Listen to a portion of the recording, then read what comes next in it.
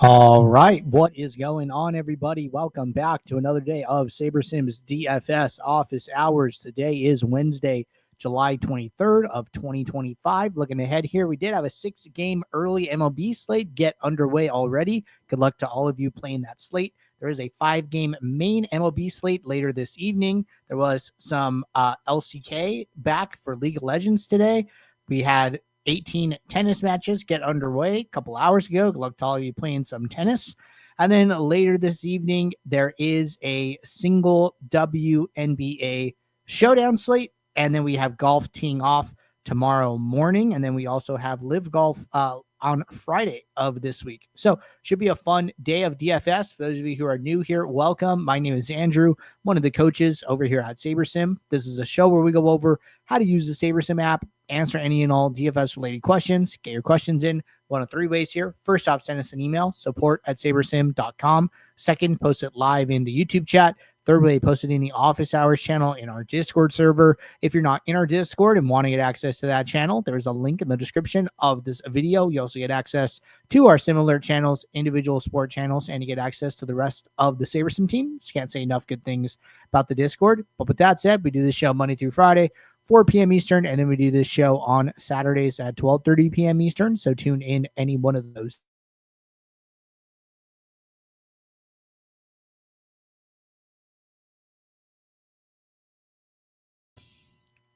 I'm going to get SaberSim pulled up here, and I'm going to pull up the upcoming golf slate because on Wednesdays, we usually try and do a golf demo. Did have some questions come in prior to the show, so we will start there and then roll into a demo. So first question of the day. I typically use max/median ROI and projected score metrics, have occasionally had 3 to 4 digit max ROI and still minimum placement. And on other days, I struggle to get above a double-digit SIM ROI.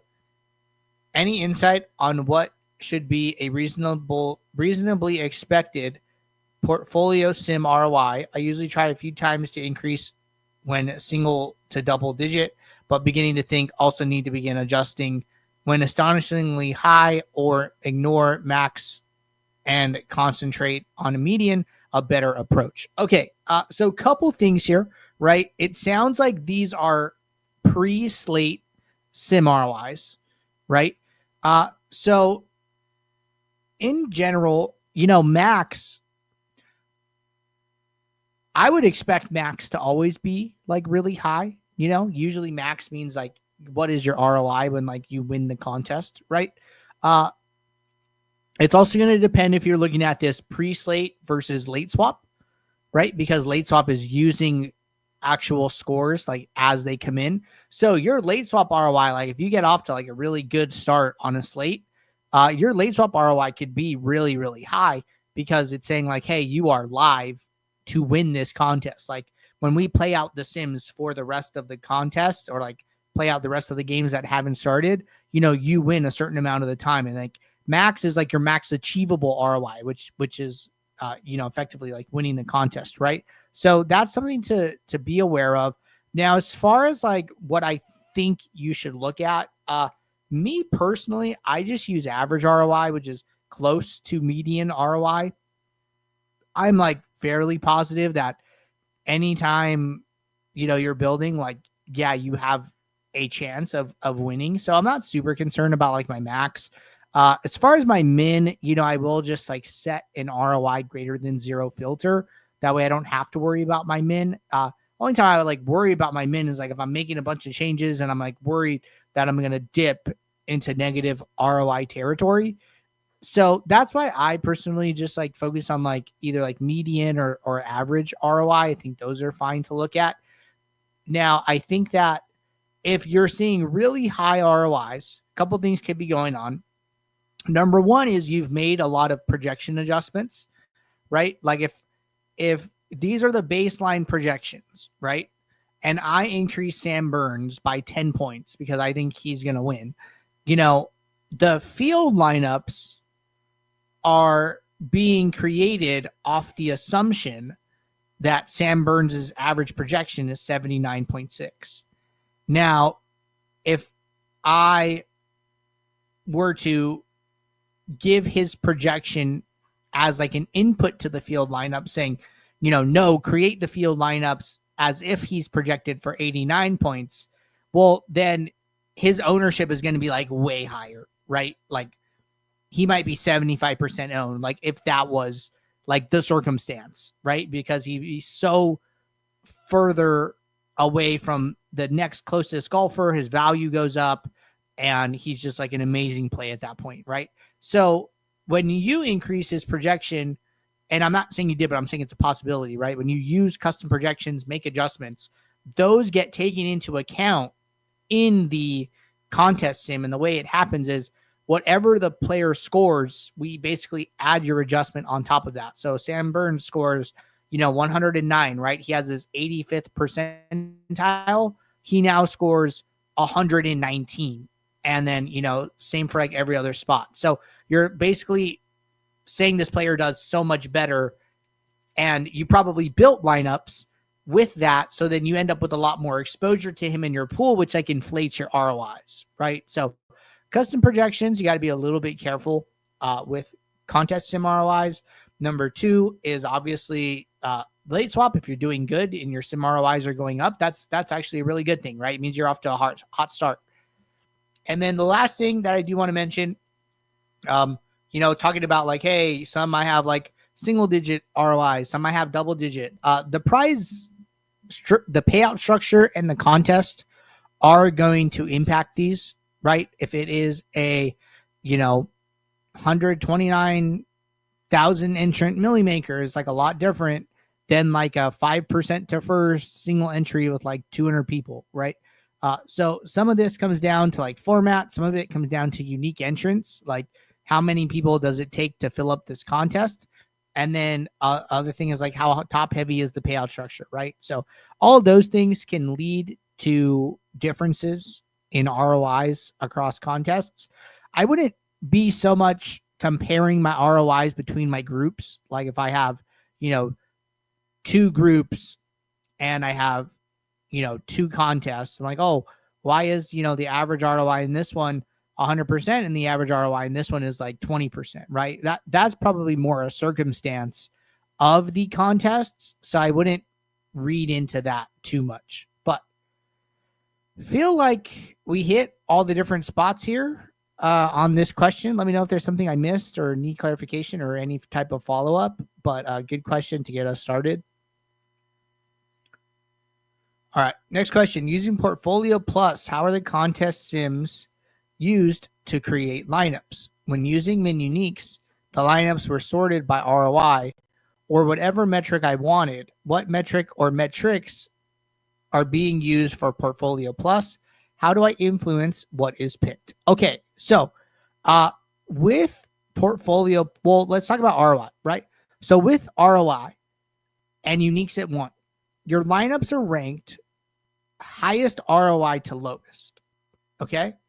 With Portfolio Plus, we are using the target ROI for the contest in question. If there is more than one contest in a group, we are averaging the ROI and then using that average ROI across the contests to rank the lineups. So effectively, the lineups are ranked highest ROI to lowest. What the portfolio does is it figures out which lineups best complement each other while still using ROI as the source of truth. So, for instance, lineups 1 and 2 might be the highest ROI, but they might be super, super correlated. And maybe you don't have one player different between the two, or like it's a 2v2, it's a 1v1, something like that. Well, portfolio is deciding that maybe lineup 5 complements lineup 1 better than lineup 2 does. That's what portfolio is doing. It's still using ROIs. The lineups are graded by ROI. It's analyzing them by ROI, but it's looking at them in a different technical way where it's figuring out which lineups are best played together for the best long-term results. So That includes like swinginess. That includes, when like it is trying to, minimize your losses while still helping you to like win as much as possible. So same source, you actually cannot pick what is used for portfolio. So portfolio will only use the target ROI. You cannot like use a custom contest sim and say, hey, use this instead. It doesn't exactly work that way currently in its current form. All right, next question. I'm finding that I get what I think are my best MLB lineups by sorting my 5,000 lineup pool by contest ROI and then handpicking the ones that have a relatively high projection and a stack structure I like. Without handpicking and only sorting by ROI, I end up with some low projection stuff I don't like, and sorting only by projection gives me lineups that are too owned or too uncorrelated. Could I be using rules or filters to expedite this process? Okay, so maybe is the answer, because part of this is subjective. Into me and you could both look at the same lineup and I could determine I like the lineup and you could determine you don't like the lineup, right? So a little bit is like that personalization factor of like, when you look at the lineup, you're say, hey, I like this lineup, right? So part of that you can't automate. Some things you can do to get closer to what you want, right? It sounds like you want to make sure that you're playing like a 4 or 5 stack. You want to play well projected lineups, like those type of things you can use SaberSim to help you do, right? So like what I would do is I would go to my filter, let's go to baseball.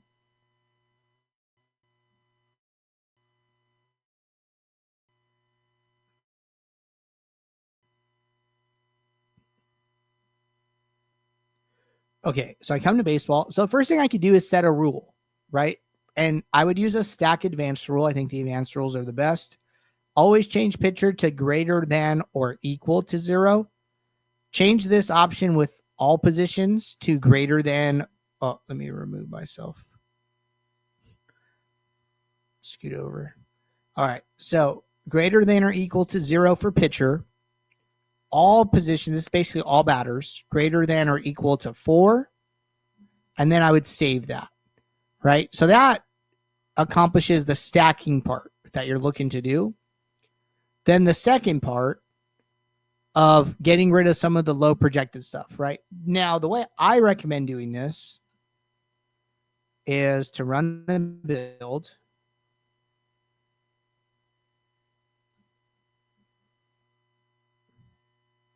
And we'll let this build run.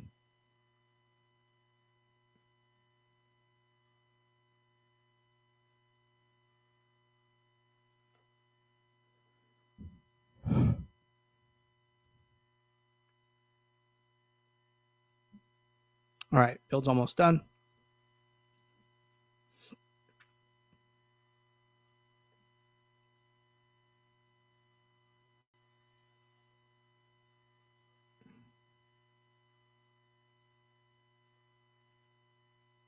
Okay, so the reason, and I think it's like a good thing to talk about. I think, being aware of your lower projected lineups is important, and the reason for that usually comes down to the fact that, like, okay, this lineup with a really low ownership could be good if these player ownership projections are accurate, right? We see like, and this is just like a top lineup, like just for example, there's like 4%, 2%, 3%, right? If I look at that top lineup, it's 92.7 projected, but then I scroll down, right? Some of these are higher. Some of these like 95.1, 94.3, 94, right? So like the 92.7 like is like a little bit on the lower side here. This lineup could be good, but what if Will Abreu comes in 6% owned? What if Yoshida comes in 4% owned? What if Duran comes in 6% owned, right? Instead of, 3%, 2%, 4%, what if they come in like, 5%, 6%, 7%? When these lineups are low projected, a lot of their ROI is coming from the fact that they're not played very much in the contest sim. So although they're low projected, they get there often enough where it ends up working out and they end up winning. But if you take a low projected lineup, add even a couple points of ownership, right, which is very within like the range of outcomes here, this lineup could go from like positive ROI to negative ROI rather fast if the low owned pieces that are helping this lineup win end up being higher owned than expected. So like that is one reason that people will like chop off some of the lower projected lineups just to kind of project against like that fragile ROI. Now, I would recommend just using a player pool filter and then setting something up where it's like show lineups with projected score, I don't know, greater than 90 here, right? This is like what we had. Save it. See how many lineups go in the trash.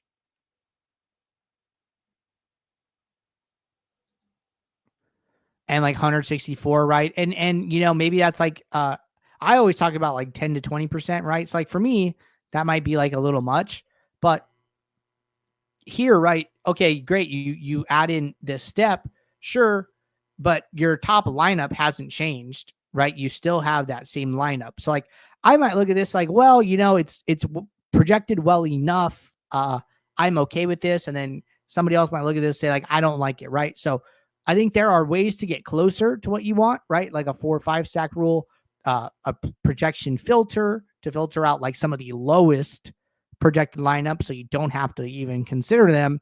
But then there still might be some like fine tuning needed to make sure you like approve of every lineup that you're seeing if you want to be that granular. So those are some things I would consider implementing, and that is my advice. All right. Next question. On what slates would it not be necessary to use the don't use batters versus opposing pitcher rule? Good question. So I think for sure 2-game slates, you should leave it off. That is something I will always do. It doesn't look like we have a 2-gamer today. Oh, we have a 2-gamer yesterday, 3-gamer. 3. Okay, so there was a 2-gamer. Looks like Sunday, 20th, whatever it is, 20th was. 22nd was Tuesday. 21st was Monday. Yeah, 20th on Sunday. So 2-game slates, I would like definitely leave this off. Okay. It is, the less games on the slate, the closer to the optimal lineup you're going to need. Now you might not need the true optimal, but you're going to need, a lot of pieces from it typically, right? Especially to win like larger GPPs. So there are, I think this happens like often enough. And we'll just like look at some pitchers who like did good. Okay. Pepiot, 65% owned, 15 fantasy points. Okay. So he's probably like a really good play. I imagine like a lot of winning lineups had him in it because his ownership's high. He did well enough. So then let's go and look at Baltimore. Okay. So you look at this lineup, right? And their leadoff hitter has 18 points. Their 4 hitter has 14, and their 9 hitter has 14. So like there is like a very real possibility you could have both like Pepiot and Jackson Holiday. That is like a very real possible like winning lineup, right? I actually want to see like the box score for this. I want to see what his like line was. Cause like you gotta remember, the bullpen pitches too, right? A starter goes, 5 innings, pitches like decent, like team can still get to the bullpen, so I think those type of situations, you can overcome them when there are 4 games, 5 games, 10 games, when there are lots of games on the slate, you don't need those points, right? But in another slate where there are less options, you're going to start needing some of those pieces in order to win, right? And especially like differentiate yourself. So yeah, so it looks like, oh wow, Pepia gave up 5 runs, but he had 8 strikeouts, right? So like that was like the big factor for him. He had 8 strikeouts, even though he gave up the runs. And then it looks like Robbie Ray pitched very, very badly. And there's obviously like only 4 starters, right? It's like fading Gray playing 2 out of 3 of these guys. Toronto wasn't the only team like you could stat and win. Sorry, I got to close this MLB stuff I was looking at. Too many resources. All right. But yeah, so I think for sure 2-game slates, you leave it off. There is, I don't know what you would do for 3 gamers. I feel like you could leave it off for a 3-game slate. And remember, right? Just because the rule is off doesn't mean SaberSim is like going to jam those players in. It's like SaberSim is not like, yes, finally I can just like add in all of the batters against the opposing pitcher. I've been dying to do this, right? Like that's not what's happening. Remember that, correlation slider on a 3-game slate is still at 6, right? The correlation slider drives negatively correlated players apart. And then it brings positively correlated players together, right? So say we're going to take, Corbin Carroll, for example, right? Corbin Carroll is facing, Miles Mikolas, and he has a negative 0.34 correlation. In order for Carroll to get into a lineup with Mikolas, there is a very finite number of things that need to happen for them to appear in the lineup together, right? Like Carroll probably has to like walk or get like a hit, steal 2 bases, not score, and then get, another hit like later in the game or something like that, where, I'm just like making up some scenario where he gets on base, he gets points, but it doesn't actually hurt Mikolas that much, right? Like those are like the type of things, and that can happen, but it happens so rare, right? So you're always remember that you're going to get these things in your lineups at the rate that they are effectively optimal in the Sims, right? It's like, hey, you shouldn't play Carroll with Mikolas most of the time, but 1 to 3% of the time, given the size of this slate, it's actually okay to do so. And you're playing, 150 lineups, right? So that might come up a couple times, and maybe it's okay, right? So always remember that, the bullpen has to pitch too. There are ways where both players can get there, right? Carroll gets a home run. Maybe we saw it yesterday, right? Like Jacob deGrom gives up a leadoff home run to Lawrence Butler, and then he ends up like striking out like 9 guys and still doing like really, really good, right? So those things happen. I think the less games on the slate, the more you should consider leaving it open. I don't know where I would draw the line. I know Duckman here recommended like 4 games and less to leave it off. I feel like you got to kind of determine, like, I would probably leave it off for 2 gamers. I'd probably leave it off for 3 gamers. 4 feels like a decision point. Do I want to leave it off? Do I want to turn it on? And then I would say probably for like 5 gamers, I'd probably have it on. So 4 seems like that point where you're kind of at like a crossroad and you got to figure out what you want to do. But I would say, you are like fairly safe leaving it off, because correlation slider will actually drive those players apart. All right. Next question. With your experience from Flashback, could you confidently express what stack type does better for 2-game slate? Usually I play heavy 4-3 on all. So what I've been doing, and I'll tell you guys what I've been doing, is studying like the best players in the lobby and like seeing what stack types they play, right? So anybody could do this, you know, and so it's like okay to like talk about. But like let's say we'll just stick like with this Sunday one, right? Because we're already here. Like, okay, you know, I'm curious about like what stack types I want to play. You could do this by slate too, right? I know this is like a main slate. You could look at turbos, right? You could look at any 2-gamer, like go and find them. Night slate, express, whatever. Okay, I'm going to go to the biggest prize pool contest for that slate. And then once this loads, then I'm going to go to users. What I would do is like, if you don't know how many max entries there are, just sort by entries. Okay, this is 150 max. Okay. Right click, filter for 150 maxers, sort by SIM ROI. And then there's a couple of different things you could do here, right? You could look at the highest SIM ROIs. You could look at names, you know, you could look at the winner if they're in this category, right? Like here, Scout is 5% SIM ROI. He's still like top 1, 2, 3, 4, 5, 6, 7, 8. 8th on the list, 7th on the list, maybe 7th. And they won, right? So they have the benefit of like, okay, hey, Scout here, and then I realize you can't see it.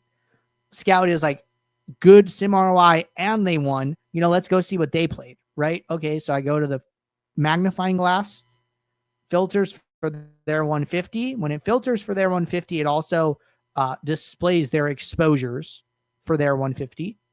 Okay, I go to stack exposures. Okay, hey, look, 43% 5-2, 22% 5-3, 19% 5-stack, right? So what is that? 66%, about over 85% of their lineup here or their portfolio is 5 stacks, right? Now, this like this is like one person on like an 8-game slate, you know? So if you're curious about 2-game slates, go and look at 2-game slates, right? Look at multiple 2-game slates. Look at multiple players, right? So like, okay, 5-2 standing out here, right? Okay, well, what if we take the highest SIM ROI player now, okay? All right, I go and click on this player. Okay, kind of similar, right? 40% 5-2s, all 5 stacks are the top 3, right? Okay, let's go and click on somebody we know. Right? Maybe they're a little bit lower SIM ROI, but maybe they're like a well-known name. And, you know, Squirrel Patrol, right? Very good DFS player. Okay, we click on Squirrel. We go to projections. Okay, a lot flatter, but still a lot of 5 stacks, right? 21% 5-2, 20% 5-3, 12% 4-3, 10% 5s. So for me, you know, my biggest takeaway is like, you know, it is not a bad thing here to just like, in my opinion, set like a hard and fast rule. Like, yeah, I'm just going to play a 5 stack in every lineup. And I am probably more correct than I am wrong. If you wanted like hard and fast rules, right? Or you could like take this information, run a build, see what kind of stacks you're getting naturally, and then decide, do I need to adjust this, right? Like, okay, maybe I go and I just run a build on my own, right? And I don't make too many adjustments. I let SaberSim do its thing. And then maybe I'm seeing that my highest 2 stacks are like 4 stacks, right?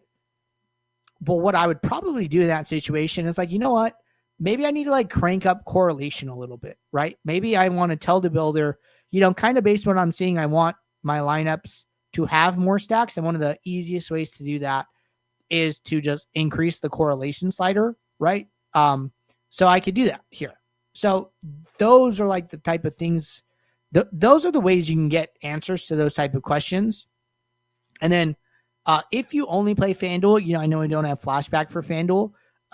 You could kind of just like take the same logic that like max stacks are like good. Like the most players you can stack on a team is generally good, right? So then I would basically make sure I'm like always playing a 4 stack, minimum in my lineups, right? And I think that's probably even like a rule you could set on FanDuel, like that advanced rule we talked about earlier.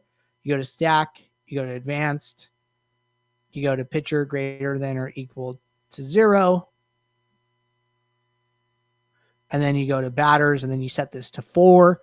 I think that's a fine rule for FanDuel, right? Because here we've seen mostly 5s, some 4s. To say like a 4 stack minimum is like a totally fine thing to do. It seems like even on DK. And since FanDuel you can only stack 4, then yeah, I would definitely be doing that. So that is how I would be approaching that problem. All right. Jumping back to office hours. Looks like we are caught up there. It is Wednesday, so we do want to talk a little bit of golf here. So let's go back to the upcoming golf slate. All right. We are going back to. All right. Sorry for the buffering. We are back to the golf slate. Clicking on that. Computer did not like that, but that's okay. We're back where we need to be. So let's go to golf. Just realized we were on MLB still.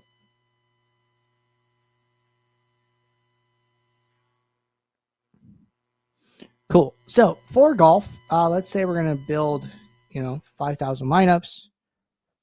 This is just a default rule. No miscut or out players. Okay. One good thing for golf, always check the weather report, right? So I believe we have the 3M open this week. All right. Looks like pretty clean weather. Green all across all the different waves. I'm just going to read overall. Overall, pretty easy to avoid peak winds when the peak wind is barely over 5 miles per hour.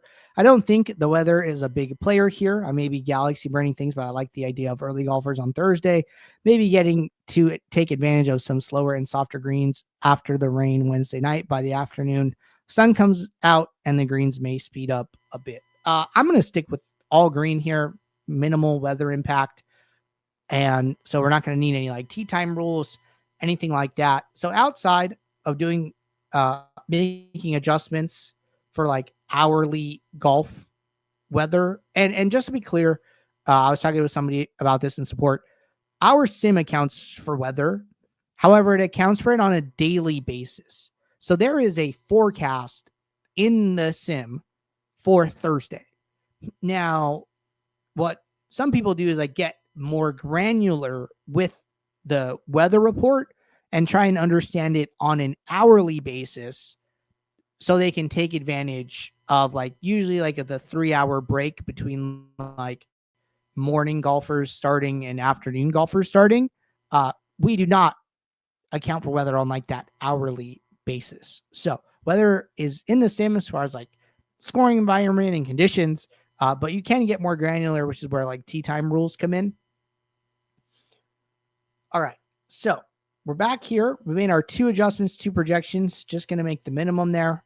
And then I'm going to kick off this build.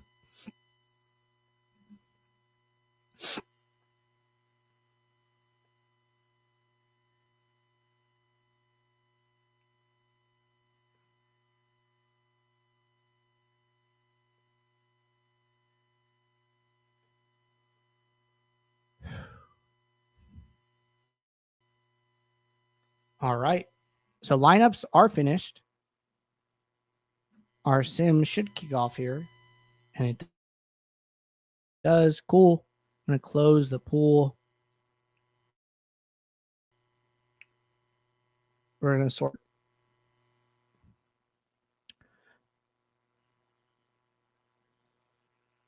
All right. So I think the sim finished. Okay. So contest sim is done.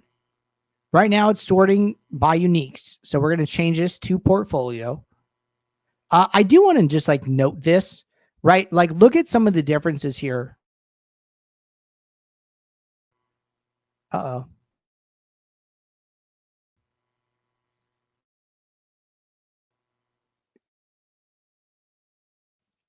Give us a second. So just look at some of the, we're using over 60%, and then one player at 42, and then 3 over 30, right? So, okay, we're taking some notes here. Let's go see what portfolio does to these exposures and how it handles them. So our top exposure drops to 38% and then 36. So we still have 5 players over 30, but we don't have 3 players over 60, and we don't have 1 player over 40, right? The players that were getting this high exposure to 24% owned, 31% owned, 26% owned, right? Like very, the high owned players are getting the higher exposure. So it's offsetting the leverage. Like we don't actually have that much leverage. Before we had 30% leverage on Batia, right? Because he was 60% owned. But now we have 13% leverage. So it takes some stands, but it's a lot better about diversifying out of the gate where you don't need to manually do it with uniques. So from here, right at this point, it's a lot of QA, it's a lot of personalization, setting any exposures that you think you want. I like to have the average projection and average ROI metrics that we actually talked about earlier set up here. That way, if I do make any changes, I can see what impact they're having. But outside of that, right, I mean, there is a lot of single-digit leverage here, which is normally a good thing for golf. 3 double-digit leverages for positive. No double-digit leverage for negative. It all feels really good. I'd be happy with the stance that we're taking here, and I'd be ready to save these and upload them to my contest. So that's what I'll be doing for golf here for tomorrow. But with that said, we are all caught up with questions here in office hours and the chats here. Appreciate you guys tuning in. I'll be back tomorrow, 4 p.m. Eastern for our next show. So until then, everybody, take care. Good luck. Thanks. Bye.